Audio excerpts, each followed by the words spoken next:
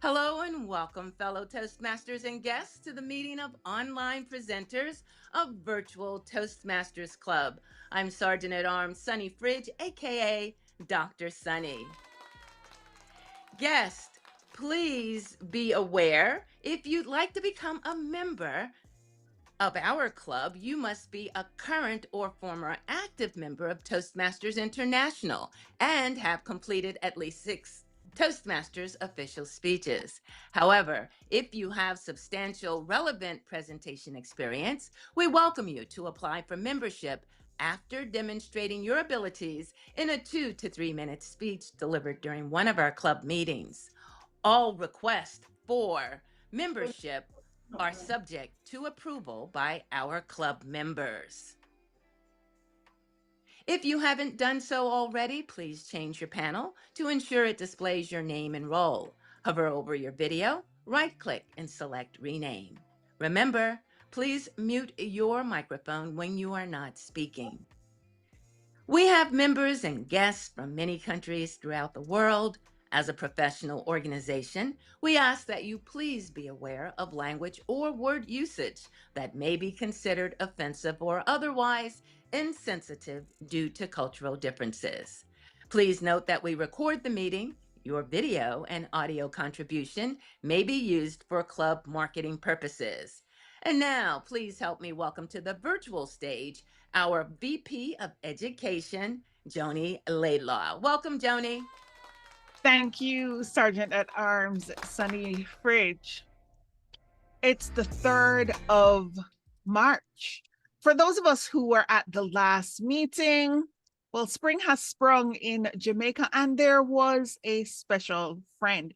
But before we get into our meeting theme and what we'll be doing today, just in way of reminders. Now, next week, we are going to be having a very special meeting where we learn how to incorporate props and use music to find our voice, especially in the online space.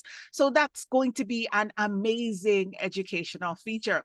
Now, the Vice President of Education is just going to remind everyone the beauty of online presenter is that David Carr, who seems to not be here as yet, has created a wonderful website where we can go and sign up for roles. But just a little bit of a reminder, if we sign up for the role, it helps the Vice President of Education if we show up for the role, because if you don't show up, then it won't be filled. All right, so that being said, I have some amazing news. The world champion of public speaking in April will be hosting an ed feature here at Online Presenters to teach us or demonstrate to us not just how to give a good speech, but how to be an amazing speaker. So that's also something to look forward to. Since we're still in the business segment of our meeting, today is really special. Now, I wish somebody had some drum roll. Does anybody have a drum roll effect for me to make this announcement? Our Vice President of Membership today is going to be doing an induction. So please help me welcome Andres Malenko, our Vice President of Membership, to the virtual space. Cheers. Oh, brilliant. Well, thank you very much. Yes, and as been said, so I'm really excited to do our members induction ceremony.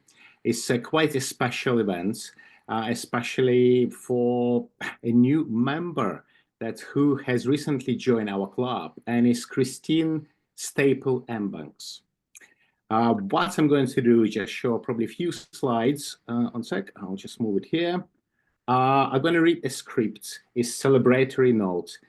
Christine, when I tell you to unmute yourself, you can unmute yourself and receive lots of awards and lots of hugs and virtual kisses from everyone saying welcome to our club.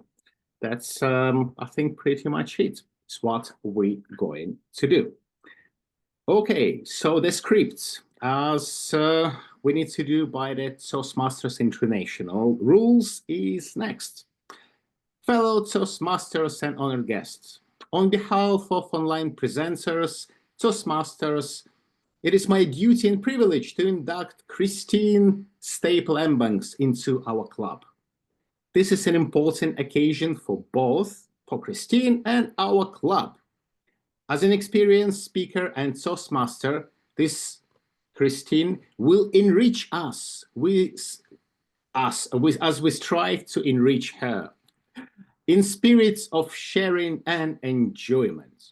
I just love reading the script. Doesn't happen very often, but please bear with me. We will get there. Together, we expand our effectiveness as dynamic leaders, presenters, and communicators. Christine, please wait until I call on you to affirm your commitment to the Toastmasters promise. And the scripts for the Toastmaster promise are prepared. Just 1 second. Here, I know not many people can see it. Probably it's very small scripts, but again, I'll do my best to read it. You don't need to do anything. Just please relax and enjoy my Ukrainian accent. A Toastmasters promise.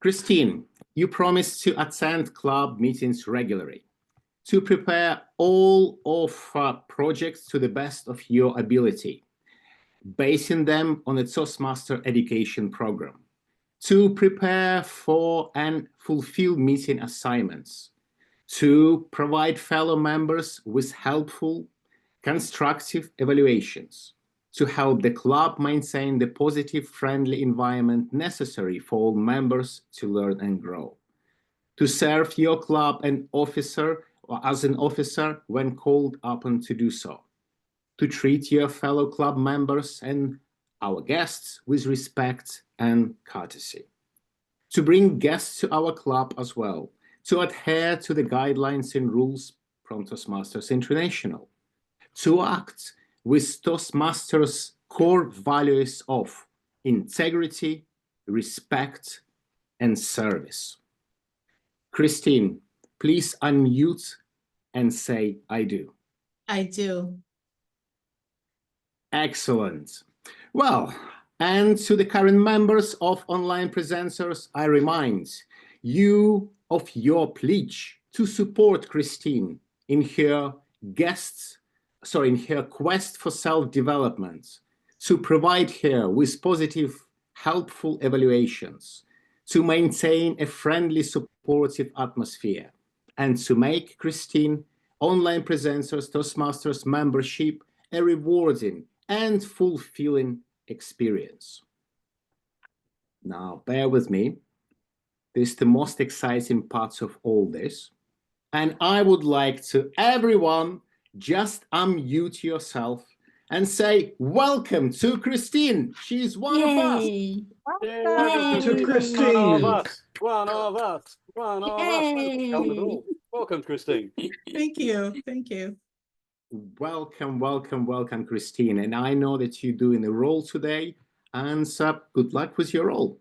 Really look forward to hearing you, and I'm sure your experience at Online Presenters will be enjoyable. Cheers. Back to you, Madam Toastmaster Odinin. Thank you, our Vice President of Membership with the Ukrainian accent. It was a lovely birth of a new Online Presenters member. Our Toastmaster of the day is the Vice President of Education. She is currently the one introducing herself and is going to demonstrate how you introduce yourself in the third party. See, I tell everybody that my pronouns are they, them, because I talk to myself, and I will generally answer. Today, taking us through our meeting on spring is distinguished Toastmaster Joni Renee Laidlaw. Now, she said she chose the topic that she did for today because the meeting before the last one, she was visited by a bee. And if he had shown up just a half an hour earlier, this would have been the meeting that she presented. And she decided, you know what? He was such a fabulous pet. He was worth a meeting. So today we have decided that we're all going to be beautiful. Please help me welcome her to the virtual space. Ooh, that was such a lovely introduction. And it was me that I was talking about. So today, spring has sprung, sort of, because there are places that are still cold and having snow that didn't normally have snow, but there are places that are warm and already have bees, and the bees shouldn't be out for another couple of weeks. And Pontotani Phil, I believe, saw his shadow, so we should still be in 6 more weeks of winter. But the bees are out. And that's how I know spring has sprung. Today, I will be going through some very interesting bee facts for all of us so that we can get to know these life-giving insects who are not only so absolutely adorably cute, but without whom, well, we wouldn't have food. They are natural pollinators. But not only that, do you know that if you're kind to a bee, they will remember and return? Did you know that? Fun fact, be kind to bees. They actually remember you whenever you interact with them. Now, here's another fun fact about bees. They can see you. They have 5, not 2, not 4, 5 eyes. So 2.5 more opportunities to make sure that you are actually seen. But don't worry, I'll have more fun facts about bees as we continue along in the meeting. In online presenters, our meeting generally tends to be timed. Now, you've seen him before, and he's demonstrating today that a Toastmaster wears many hats. Please help me welcome our timer, Andrew Smolenko, to let us know what the timer does in our meeting. Well, again, thank you very much, Madam Toastmaster of the evening, fellow online presenters. So I don't think we have any guests. Yes, so fellow online presenters. Andres Malianka, and I'm your timer for today. My role is simple: to make sure that we keep a track of time. And doing the most important role as well, making sure we don't steal time from other speakers. I think is quite important, to me at least. So when we speak today, we have prepared speeches with various time, standard speech. Let's say we have icebreaker today from Mahmouzur Rahman, and it will be 4 to 6 minutes. So initially, when he's spoken for 4 minutes, he will see the green lights. Then for 5 minutes, yellow, and 6 minutes red, and he will have 30 seconds to wrap up. The same principle, green, yellow, and red, will apply to the rest of the speakers. For table topics today is 1 to 2 minutes. For evaluators, it's 3 to 4 minutes, if I'm correct. And I report during the meeting, and if needed, at the end of the meeting as well. Back to you, Madam Toastmaster of the evening. I believe it's 2 to 3 minutes, 2 to 30, and 3 for evaluations. Thank you. Our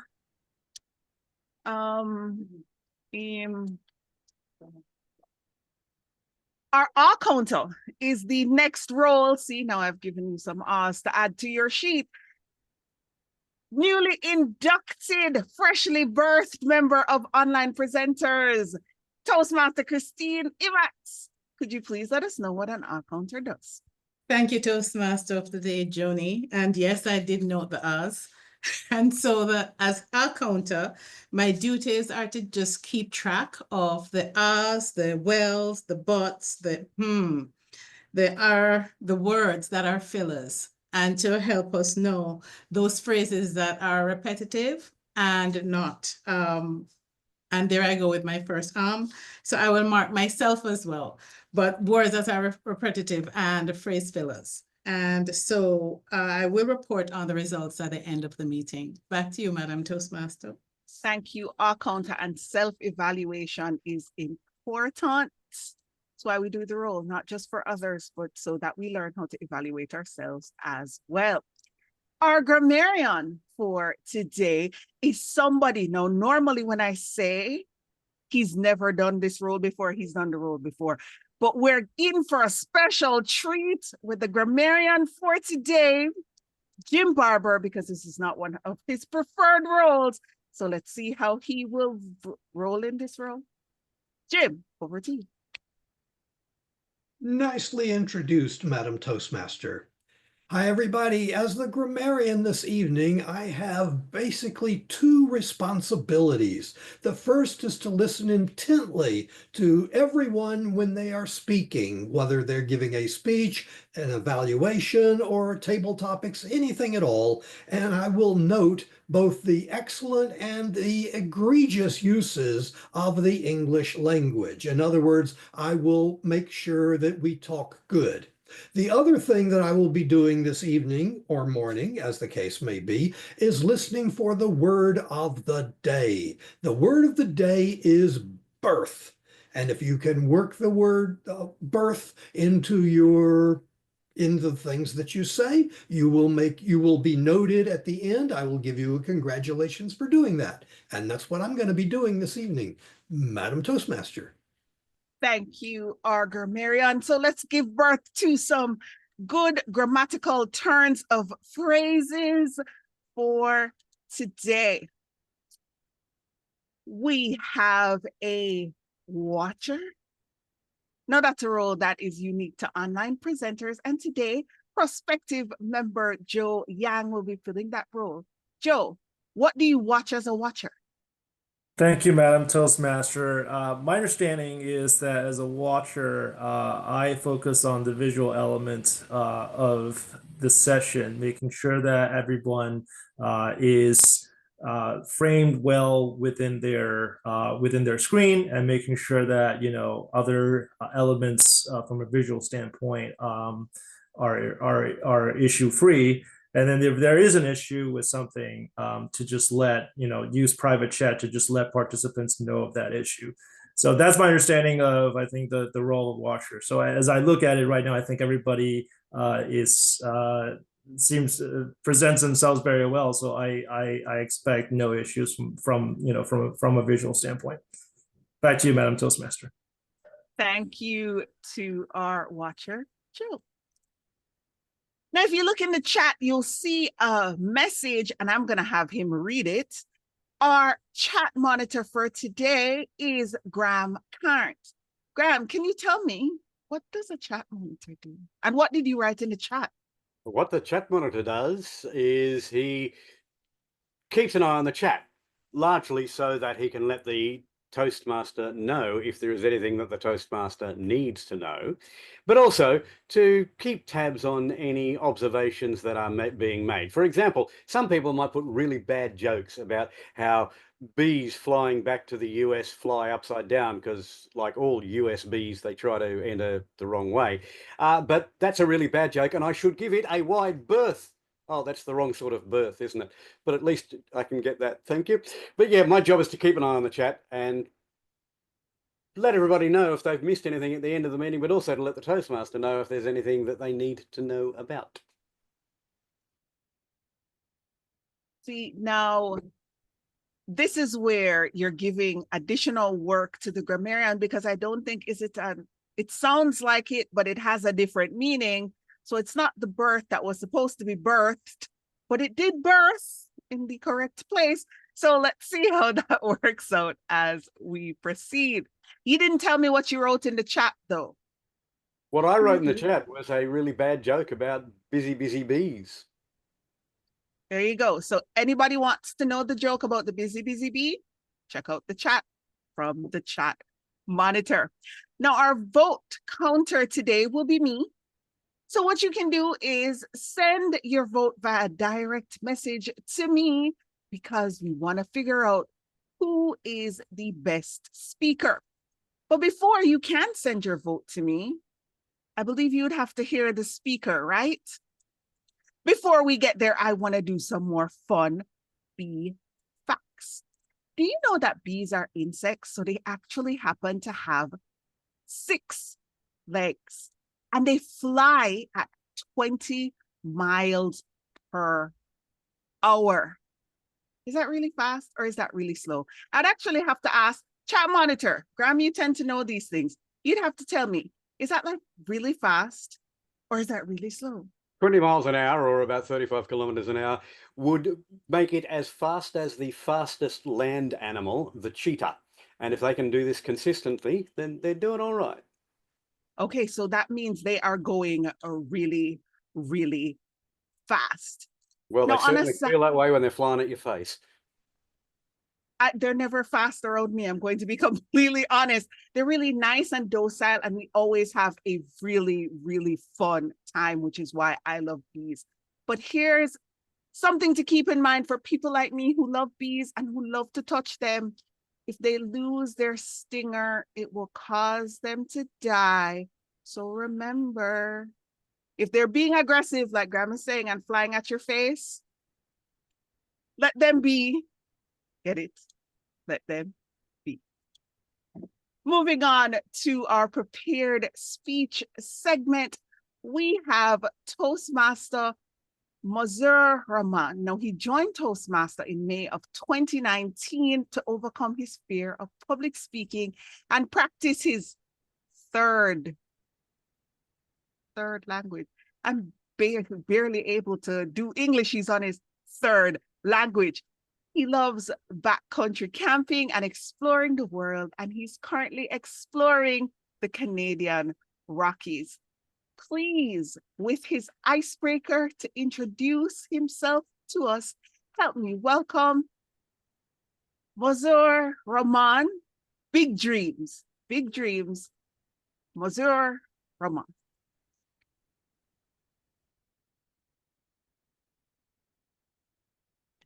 Madam Toastmaster, fellow Toastmasters, and our guest today. What's in your backpack? I have wild dreams, and some of my dreams are taken to me places that nobody should expect to land on. And who wants to wake up 4:30 in the morning?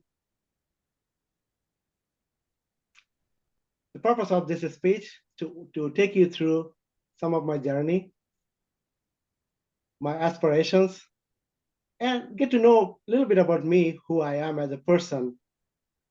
And lastly, call to action. Before I get there, help me in the chat where you're coming from and what is one dream that you're chasing. Fire off the chat and let me share my screen.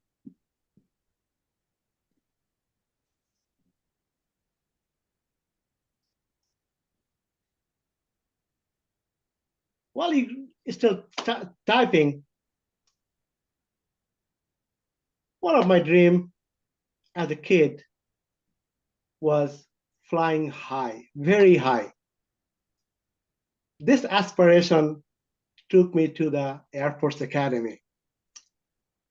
Life was beautiful and it was going well. I went through a lot of hurdles before I get to the academy. Thousands of applications, thousands of people behind with the physical test. After all those, you get to go to the academy out of 125 people that you're competing, and 1 in every 10, they get kicked out or they quit. That was my journey. As life was going beautiful, and I would say you wake up 4:30, first 3 hours, you do a lot of activities, then 9 to 3, you're in the class, and then you get to rest for a little bit, and you meet the commander at dinner, 7 p.m. every day. That was the life I was going through, and you rinse and repeat every day. I found a different passion while I was attending the academy, and one of my passions was playing soccer. And that took me through the first travel was in my backpack. I decided to jump the wall to go and play for the local college. And I get hired and I get paid to play for those guys.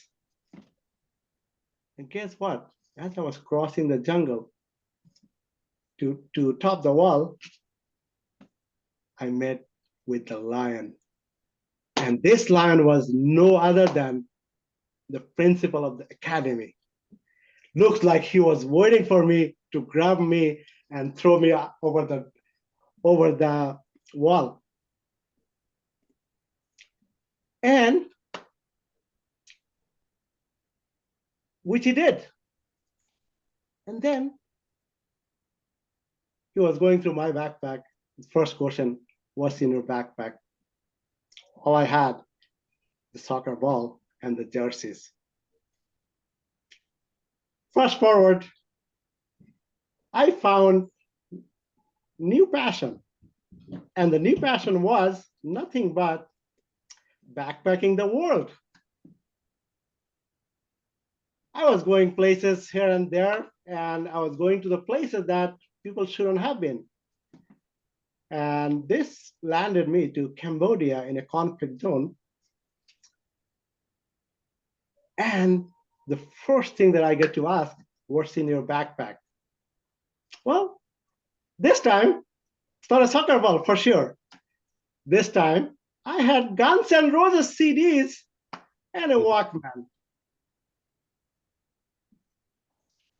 And then, of course, I got put into the Khmer Rouge camp. And those of you, that was the ruler at that time. And I'm not going to say what year was it, but find out. So the Khmer Rouge treated me very well. As a foreigner, they treated me very well until Foreign Services rescued me from the camp. And that was my journey, but I had a lot of fun. Fast forward, I found a new love going through computer games and coding. And the coding was something that I was very passionate. That brought me to this country that I'm calling home for the last 25 years. That brought me to Toronto. And as I get off the airport, all I had is a backpack and nothing else. It was minus 25 Celsius and 7 feet of snow. The carrier that took me in the land, it was nowhere in the middle. And that was my journey. Now, these days, what's in my backpack? It's nothing but, this is the easy, man. This is the easy. And with that, Madam Toastmaster, fellow Toastmasters, that was in my backpack. Back to you, Madam Toastmaster. Nice to see what was in your backpack. It looked like it gave birth to many, many adventures.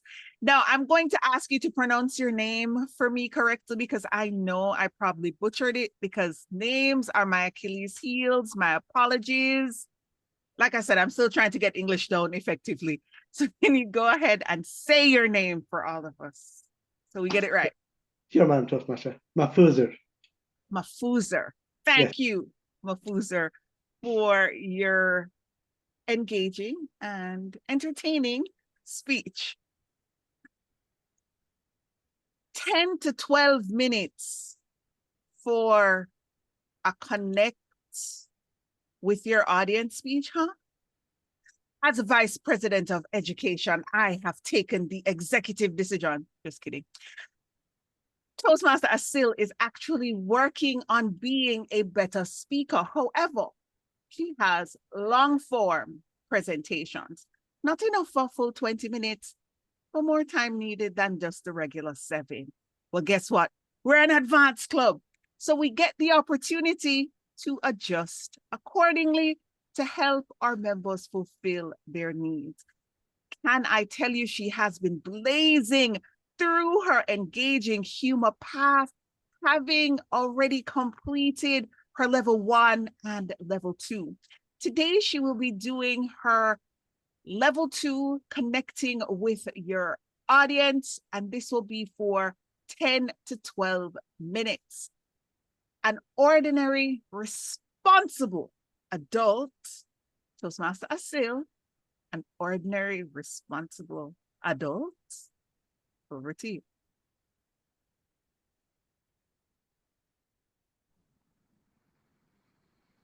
I will never forgive you, even in my next life. No, I haven't suddenly been reborn as a vengeful spirit. That's just actually line from a Chinese historical drama I watched recently. And believe me, this is considered normal dialogue. Sometimes I wonder, what if real life was like that? Life. Imagine how much more dramatic our conversations would be. Madam Evaluator, I use facial expression, vocal variety, vocal variety. I kept my eyes on camera, and yet you still gave me a recommendation for that. I shall never forgive you, even in my next life. But of course, I don't have the dramatic flair to pull it off. If I tried, my fellow Toastmasters wouldn't be captivated. They would be concerned. So what happened to me? How did I, an ordinary responsible adult, fall into the black of Korean and Chinese historical dramas and witness the birth of a whole new obsession with them?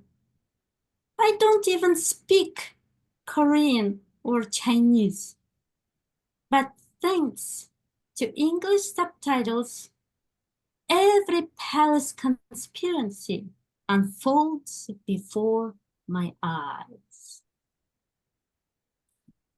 I started with this funny Korean drama called Mr. Queen.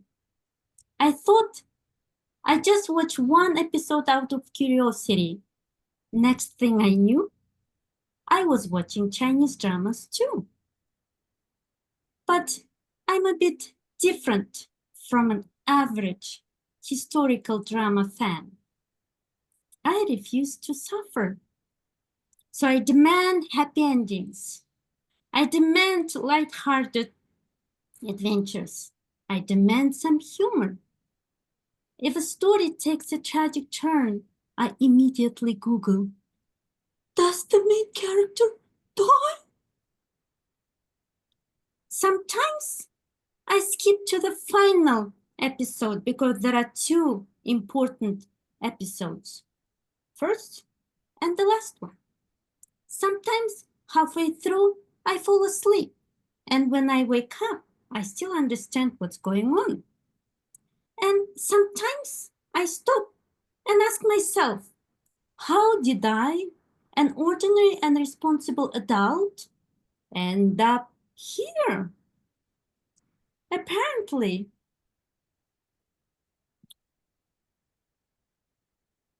Korean and Chinese dramas have millions of viewers worldwide. In fact, one of the popular ones, Eternal Love, was streamed more than 55 billion times. That's enough to make me feel almost normal, almost. But here's the thing. These dramas have taught me things, important things I never expected to learn. And today I want to share those valuable lessons with you. Lesson number 1. Tea drinking is not just drinking, it's a performance. In Chinese historical dramas, drinking tea is not about staying hydrated. No, it's an art form. You don't just lift the cup, you raise it like it's the most priceless treasure in the world. You don't slurp, you take small, meaningful sips as if solving the mysteries of the universe. And when you put the cup down, you don't just set it on the table. You place it gently, preferably staring into the distance, looking deep in thought. At first, I thought, wow, this is so elegant. I should drink tea like this. Then reality hit me. One of those tiny Chinese cups holds about 2 tablespoons of tea. Meanwhile, my normal tea mug is about half a liter. So in order to enjoy tea like a drama character, I would have to pour myself 15 tiny cups.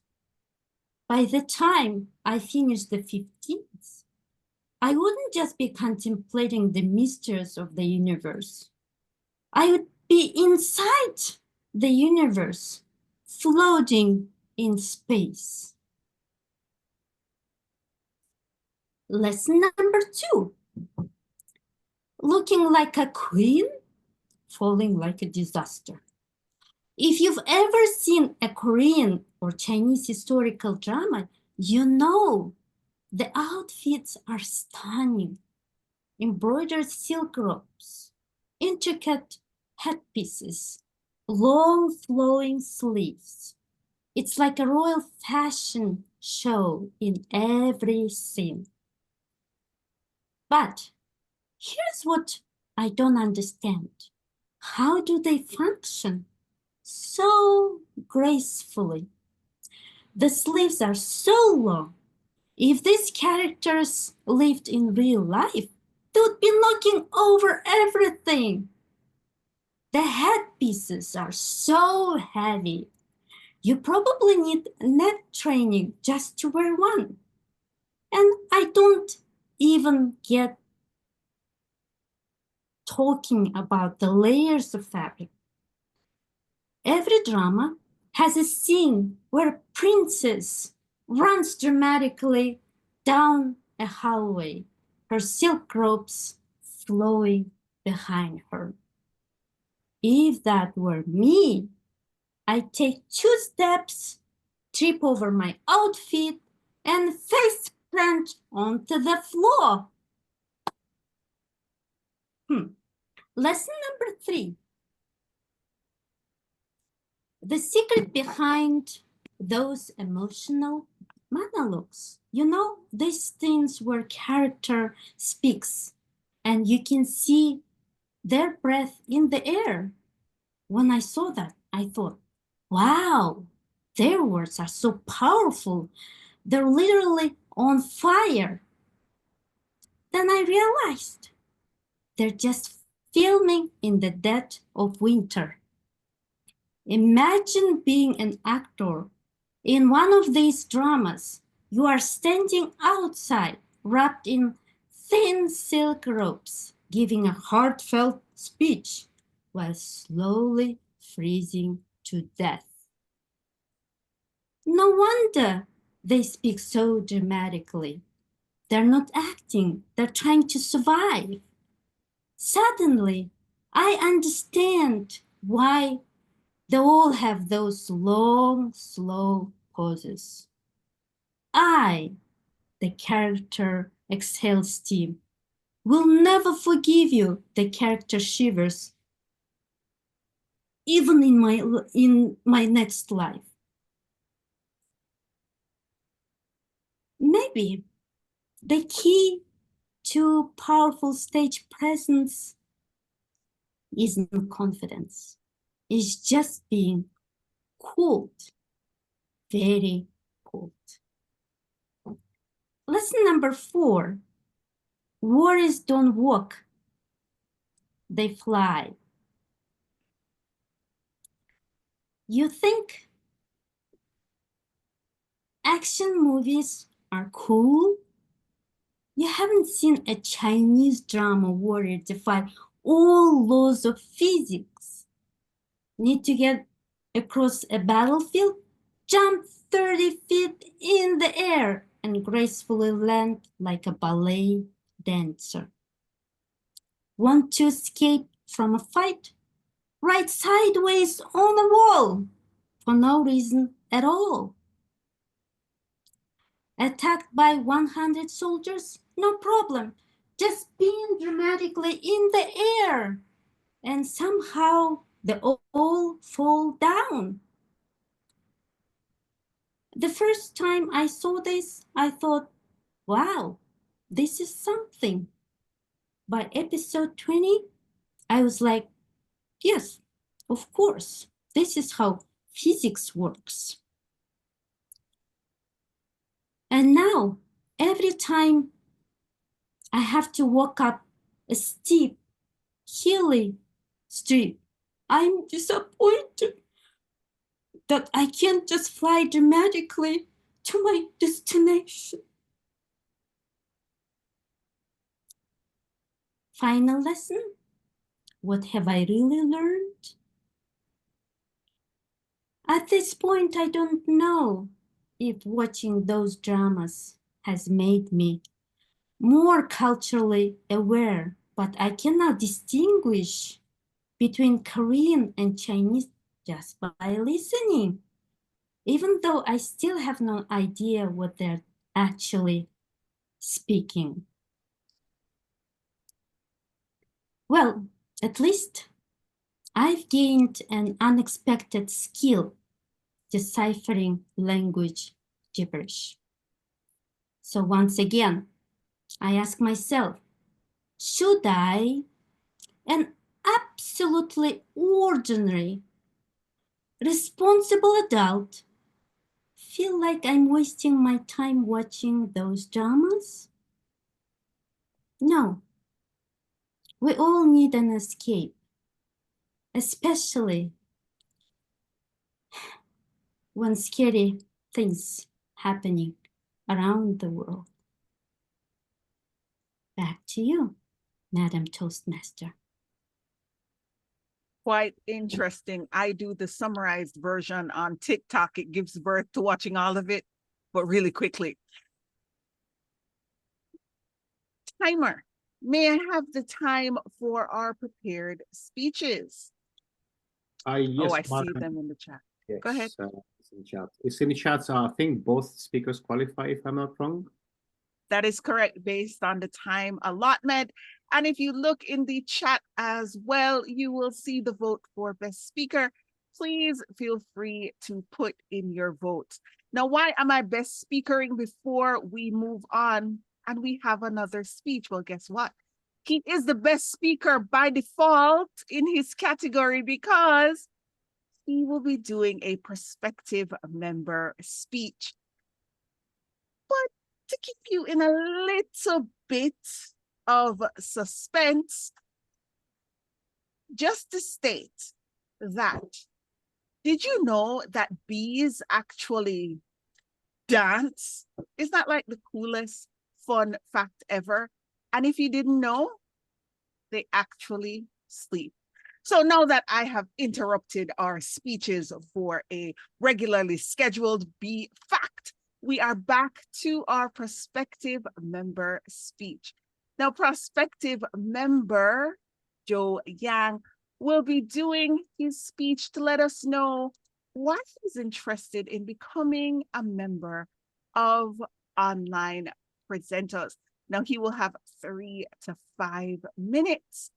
Please let us make him feel welcome, everybody. Rousing round of applause as he takes the virtual space.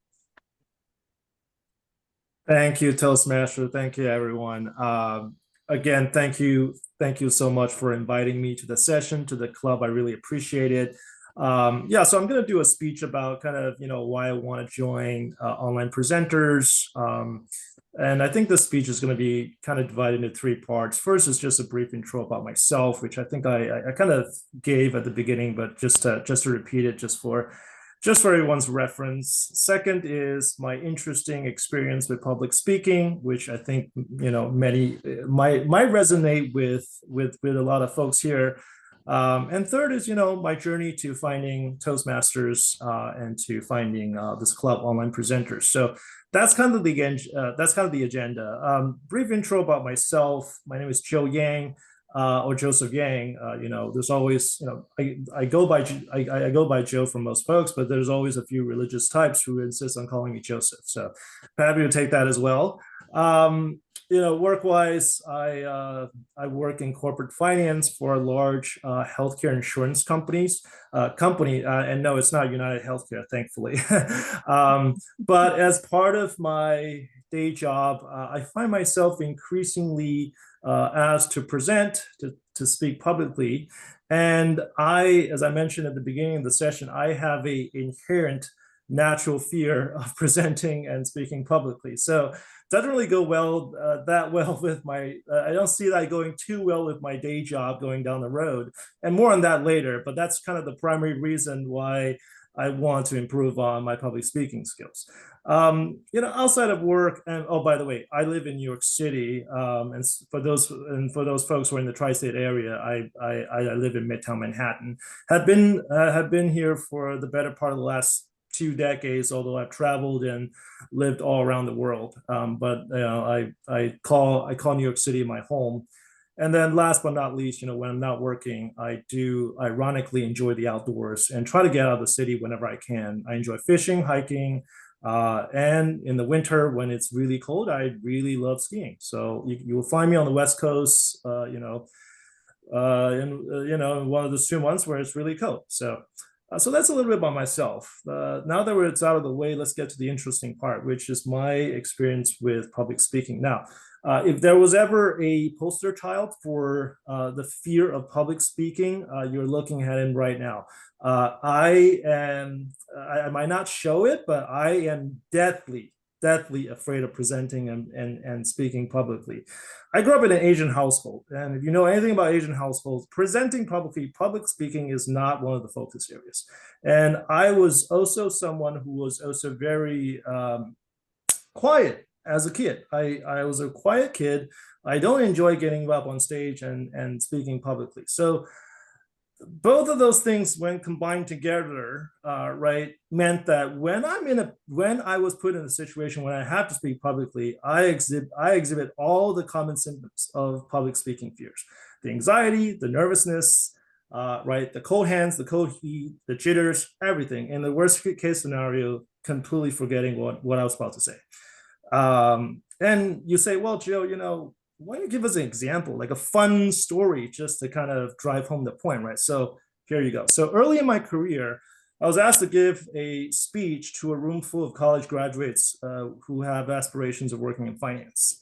And I say, well, Joe, you got this. I mean, those guys are 18 to 20 years old. You have like 5 years of experience under your belt. You got this. You know how to do this. So I wrote the speech. I had it prepared. I wrote it down. I wrote it down in advance. And I walked into the room, and there was a podium.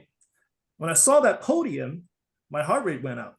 And then as I walked closer to that podium, the heart rate just kept going up. And then I got so nervous when I went to the podium and I had the speech in my hands. I printed out the speech, but I got so nervous that I completely forgot what I was about to say. And more importantly, right, how to kick off the speech. And as you know, you can't just read the speech off from the paper. You have to kick it off. You have to say something to get people interested. But instead, I just panicked and I just started reading off whatever paragraph that I saw on the piece of paper. And it was really less, not really talking, but more just like rambling for 20 minutes straight on. And to this day, I cannot remember what I said, but it was definitely not very coherent, and it was definitely not what I prepared. And needless to say, when I finished talking and I looked up, and by the way, I was making zero eye contact whatsoever. When I looked up, I saw a lot of confused people. And to this day, the memory of that experience is still fresh in my mind, even as I slowly and I think gradually got better and more comfortable with speaking publicly as part of my job. Right. So that's kind of my experience with public speaking. How did I find Toastmasters, you ask? Well, my first experience with Toastmasters was actually 10 years ago at a live event one evening. I remember that it was actually it was a very large room, 100 people at least. And number one, everybody was really well dressed. I walked in, and two is, almost everybody was super well spoken. And I was, needless to say, very intimidated. I thought to myself, hey, I can't do this. I can't, these guys are freaking amazing. I mean, they're so eloquent, they're so well spoken. I can't get up to talk like that. And so I did what a lot of people do when they have problems like this, is that when they think that they can't solve it, is they simply try to ignore it and they put it away somewhere, thinking that if they just ignore it, it will just go away. Well, I did that as well, and thinking that if I just ignore public speaking, that somehow that problem will go away. And unfortunately, and perhaps fortunately, that's not how reality works. And over the years, I find myself constantly limited by my presentation and public speaking abilities, especially from a career standpoint, because in the corporate world, communication is one of the most important skill sets. And the more you move up, the greater the difference between average and good is. I realized that, and gradually I also realized that despite my overwhelming fear of it, public speaking is just like any other skill. Practice makes better, if not perfect. So towards the latter part of last year, I started looking for ways to practice, my public speaking outside of work, and that's how I found online presenters. And needless to say, I think it really doesn't get better than practicing, in front of a caring community of like-minded individuals. And so that's why I'm here today, and I really look forward to learning more from this community, and in turn, find out ways where I can contribute. So that's kind of my speech. I know I went on a bit too long, so apologies for that. But back to you, Madam Toastmaster. I see no glossophobia here whatsoever. By the way, that is the name of the fear of public speaking. But you know what? This is a warm, friendly environment. And since he's doing a prospective member speech, this is where we all go, because he won for best prospective member speech. Everybody, can we unmute and give Joe a rousing round of applause? I think he's ready to do a prepare to speak professionally, a 25-minute speech. Yeah, Joe, well done. Well done. Thank you, Andrew. Thank you. And that means our vice president of membership will be following up with you as it relates to starting your speaking journey. Fantastic. Thank you. We have done our prepared speeches. Now it's the time for the the anticipated impromptu speaking section. To lead us through this is DTM times 3. So distinguished Toastmasters 3-time Dr. Andrew Byrne. Dr. Byrne? Thank you very much, Joni. Even though we have a beautiful bee as our theme today, and we talk about birth, and we look at March as the coming of spring and birth of all the animals in the kingdom, we're going to have a brief period of what's called impromptu speaking. But first, let the timer tell us the time bracket for this program. Timer? The time brackets for table topics is 1 to 2 minutes. At 1 minute, you can finish speaking, you will be qualified, you can green light. 1.5 minutes, you can see yellow, and 2 minutes red. So please wrap up. Back to you, Mr. Table Topics Master. Thank you very much. Right now, let me go into the question. We're approaching rapidly St. Paddy's Day, and the St. Paddy's Day parade in America dates back to 1761, when the parade was held in Boston. The following year, the tradition began in New York City, where it's now the largest parade. What is your favorite parade, and which part of it do you like the most? And for this, I will call on Blake.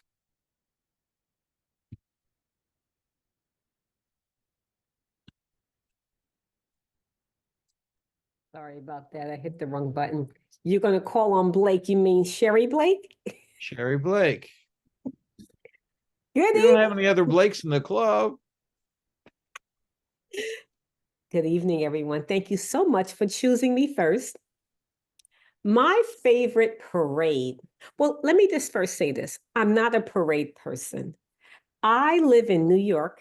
Well, I used to live in New York. I'm in New Jersey, so I still think I'm a New Yorker. And I have never attended the Macy's Day Parade. Let's see. Growing up, I lived near Eastern Parkway when I was a young child. So I would attend the Labor Day Parade, the West Indian Labor Day Parade that took place on on Eastern Parkway. And for me, that parade was just so exciting, and just seeing everyone in their outfits and their, I guess, doing something called jumping. I guess that, I guess it's called that. So I found that parade as a child to be exciting, different, interesting. But other than that, that's probably the only parade that I attended. So now let's talk about the parades that I would watch on TV. I have to say the Macy's Day Parade was always a parade that was interesting. It was more like a concert. It was more like, just watching everybody on their floats, and you would sometimes see celebrities, you'll see marching bands, and it was just around the time of year that I love to celebrate, which was Thanksgiving. And then after Thanksgiving would come about Christmas. So I would have to say my favorite parade that I attended was the West Indian Day Parade on Eastern Parkway for Labor Day. And the parade that I enjoyed the most watching on TV is the Macy's Day Parade. Back to you, Burn. Okay. Thank you very much, Toastmaster Blake. This question is very topical because we just had yesterday the Oscars that played out across the country. And if you believe them, 1 billion people around the world. The Hollywood Walk of Fame was started in 1960 with over 1,500 stars dedicated to past Hollywood greats. New stars are added each year for celebrities in the 5 fields represented by the 5 points of the star: cinema, stage, radio, television, and music. Which celebrities would you select to receive a star? And which star would you most like to see? For this question, I'm going to call on Kitika. I just really got lost. Can you repeat the question, Andrew? Sure. Which celebrities would you select to receive a star, and whose star would you most like to see? Okay. So, speaking about Hollywood's most important event, the Oscars, I am really excited if I had been in LA. Probably I am not. What I can do right now is I can envisage myself teleporting from here to live in LA with one of the stars that I admire the most. And he is Gregory. Gregory, I am not sure if I pronounce his name completely or correctly. He is one of the stars in the movie that I don't remember right now. So I don't remember the movie name. I don't remember the star name. But I just wanted to get teleported with him along to LA. How is that going to happen? So what I can do is the most easiest way to get teleported is to know the common star, Tom Hanks, who always gives himself to take to places wherever there is a trouble and gets you to rectify or resolve to bring you lot of peace in the place. So I would like to travel with Tom Hanks with me and be there in LA participating in the Oscars. Probably, I don't think that's possible, though this is my wish. Okay. Joni, it's 8:47, so I think we should probably go to our general evaluator at this point. So I'm going to turn it back to you, and you can turn it to the general evaluator. Thank you so much for that interesting table topic, even though it was short-lived. Don't worry though. May I have the times for our speakers, please?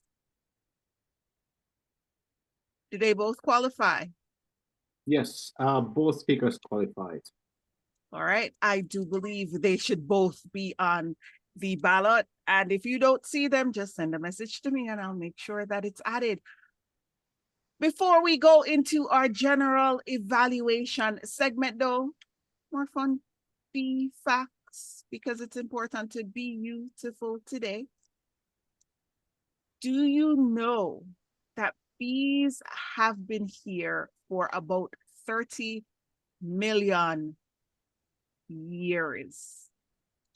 And they carry pollen with their hind legs. It's so cute to see them because that little color that they have on their body, when they have pollen, their feet look like they're wearing those socks. Fun facts on bees, 2 fun facts about the meeting. Our general evaluator today is Sherry Blake, who has stepped in to our role for us today. Sherry, over to you. Thank you so much, Toastmaster of the day. Well, I was actually voluntold, and I actually looked up and realized, and this was after I joined the meeting, that I was general evaluator. So I had to get into scramble mode and get myself prepared. Well, good evening, everyone. As the general evaluator, my role is to assess the overall meeting, recognizing what we did well and identifying opportunities for improvement. I have a team of functionaries who will assist me in the process. We will first begin with our speech evaluators. I would like to first invite Graham Carnes to provide an evaluation for Mafusar Rahman. Thank you, Graham. So please, you may take the floor. Thank you, Madam General Evaluator, fellow Toastmasters, most particularly Mafusur. Mafuzur's introduction said that he loved backcountry camping and exploring the world, and he said in his observations to me that he wanted to present from Visionary Communications something that would talk about sharing his dreams. And that's the function of an icebreaker. The function of an icebreaker is to introduce the member or an aspect of the member to us. Did Mafuzur meet that objective? He certainly did. I'm going to make some observations to help Mafuzur become an even better speaker. And the first is this: personal stories work really well. So when you have the opportunity to tell personal stories, do that, because they work. They help us feel like we are part of your world and that you are part of ours. The use of analogies in personal stories also works really well, if the analogy actually makes sense. Now, I think I understand what Mafuzur was saying when he said that the lion grabbed him and dragged him over the wall. I think that meant that his dreams were not going to be met this time, but there were still opportunities ahead. But sometimes assume that your audience is pretty dumb and make the analogy, but then say it in plain text so that we can understand it as well. But I loved the stories, and I loved the fact that Mafuzur then went on and told further stories based on the same analogy of taking things out of his backpack and making them part of his life. So well done. There was an undeniable enthusiasm in Muffles's presentation, and I always love to see that with an icebreaker, because if somebody can be that enthusiastic with their icebreaker when they're introducing themselves to the club, then I know they're going to be a great member. So thank you for that. I would make the observation that if you're going to use slides, whether they're PowerPoint or Prezi, the slide should actually add something to your presentation. I'm almost loath to do this, but I'm going to see if I can find it. Yeah, here we go. I'm showing you what I was seeing on my screen. Now, bear in mind that I've got the chat going off to the side, and that's going to be taking up some of the stuff. You're not the largest object on the screen. You've got a slide here, but I can't read it. I certainly can't read the bits where I get down to, I think it's the importance of resilience and strategies for staying motivated. The slide was great to introduce the concept, but I don't believe you then needed to keep it up there all the way through the presentation. So slides should add to what you're saying, not become the focus of what you're saying. But having said that, I always enjoy enthusiasm, I always enjoy icebreakers, and I always want to know more about new members, and I'm really looking forward to learning more about Mufflesr. Madam General Evaluator. Thank you, Graham. Now I invite Kritika to provide an evaluation for a SIL. Kritika, the stage is all yours, the virtual stage. Thank you, Sherry. So here I am evaluating SL. Your speech is level 2, connecting with audience. You have tried to connect with audience who are not related, which means unfamiliar audience that you're trying to connect. Your speech started with the dramatic conversation, the conspiracy that lies in each of the drama that you have seen. Introducing. This is one of the inspiring moment or the inspiring topic that you have taken to engage with an unfamiliar audience. During your speech, I have noticed the voice, the language, the body language, as well as the eyesight exactly pointing to the camera were all perfectly done. But one thing which I wanted to give you as a specific support is, please bring in still more enthusiasm so that the bubbliness that you really have in you gives out as a treasure and as a way that you can express more when you speak about a topic like this, especially when you're connecting with audience who are not familiar with the topic. It's better to introduce the topic initially, which means you can say a little bit about the history of Korean and Chinese drama. That would have made an introduction to them, like what you're going to speak about. I also noticed probing you into specific things like an ordinary responsible adult frame, which is being used more than twice during your speech. I am really impressed the way that you have used it, where a person who do not have cultural awareness but wanted to get really some good insights about a new topic is probing into this particular area.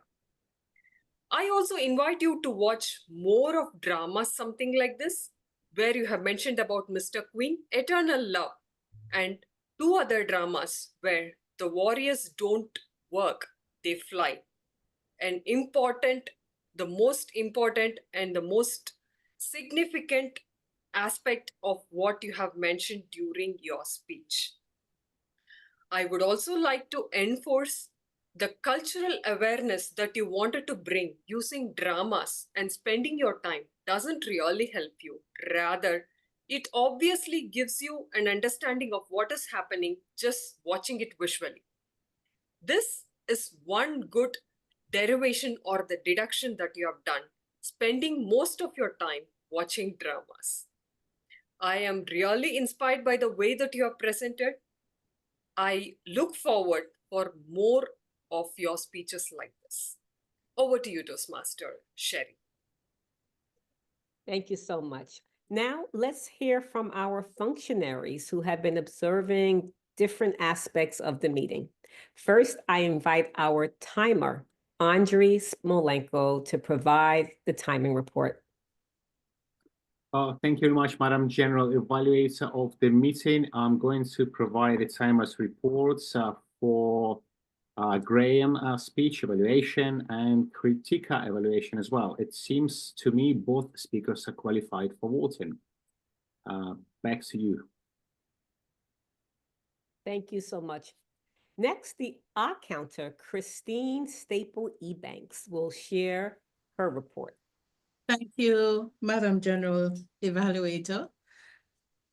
I am very happy to say that the delivery by both speakers was clean, except for my arms, and Joni, you threw one in there. The rest of the speeches went well, with no filler words, 0 actually. And their speeches were clean. And so I just really want us to give both speakers a big round of applause for that. Thank you, Madam General Toastmaster, Evaluator. Thank you. Now our grammarian, Jim Barber, will provide his report. With pleasure, Madam General Evaluator. I'll make this fast. Andy, Joni, and Graham all used the word of the day. If anyone else used it and I missed it, I apologize. I noted no grammatical problems that anyone had. I noted a number of good uses of the English language, but the one I would like to point out, it's actually 2 occurrences, was not the word or words, but rather the way they were used. Asil talked about slurping tea, but she didn't just say slurping. She said, and I don't know if I can mimic this or properly or not, slurping the tea. That was so well done. She also talked about slowly freezing to death, but she didn't say it like that. She said slowly freezing to death, dragged it out, and that worked so well. It's not necessarily the words that you use, it's how you use them. And I would like to make one last comment. It's not really a grammarian thing, but Joe indicated in his prospective member speech that he implied that he wanted to be not just an average speaker, but a good speaker. Joe, I think you're aiming too low. You have the potential to be a great speaker if you desire to do so. I just thought I'd throw that out for you. Back to you, Madam General Evaluator. Thank you, Jim. I now invite our watcher, Joe Yang, to give his observations.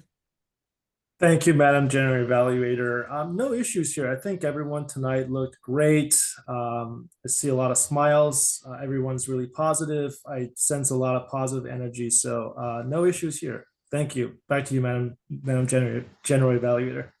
Thank you, Joe. Next, our chat monitor, Graham, will provide a summary of the chat. Thank you, Madam General Evaluator. Not a great deal to report from the chat. There were some really good aspirations and dreams that were given by people in response to Mahzour's prompts. And I suggest if you didn't get a chance to take a look at those, save the chat, because you learn much more about members of your club in moments when you don't expect to. So check it out, and you will learn, for example, that Jim aspires to not only being a great author, but to having 2 bestsellers this year. Don't know what his chances are, but good luck to him. So yeah, check that out. But other than that, not a great deal to report from tonight's chat, but there you go. Thank you, Graham. Finally, our vote counter, Joni, will now announce the results of tonight's votes. Thank you, Madam General Evaluator. Our winner for Best Evaluator, Distinguished Toastmaster, Graham Carnes. For Table Topics, our Best Table Topic speaker was, well, you, Madam G.E., Sherry Blake. And for Best Speaker, and it was really close, the lady with the extended speech who spoke about her passion in a humorous way, Toastmaster Asil. Back to you, Madam General Evaluator. Thank you so much. Now I will just share my overall evaluation of the meeting. This meeting started on time, which was great to see. However, since some members had to double up on roles, it required some flexibility. I appreciate everyone who stepped in to ensure the meeting ran smoothly.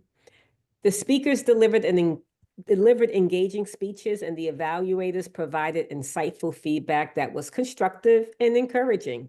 The functionaries were efficient in their reports, and despite the adjustments, the team remained organized and professional. One area of improvement is to, which I know Joni does this, but to try to get confirmation of roles ahead of time, because I know she sends me emails about taking on a role. So it would be nice if we can just have all of those tied up before the meeting. But overall, this meeting went well, and I just appreciated being the general evaluator and giving back today. Back to you, Toastmaster of the Day. Thank you, Madam General Evaluator. I'm going to wrap up very quickly because we are running behind time, but I did tell you that bees actually dance. But did you know that they actually sleep and they even dream? Isn't that like the cutest thing ever? But the most important fun fact to remember about bees is that bees are actually pollinators, and they pollinate approximately 130 agricultural crops, including fruit, fiber, nuts, vegetables. We need them more than they need us. So let's make sure that we appreciate, not just because honey is absolutely awesome, it's bee vomit, but it's good for some reason. Not only that honey is amazing, they're absolutely cute depending on the outfit that they're in, because yellow and black always goes oh so superbly together. But they communicate with pheromones. They don't forget you when you're nice to them, and they actually look out for you and make awesome pets. Ask anyone who is a beekeeper. They keep your secrets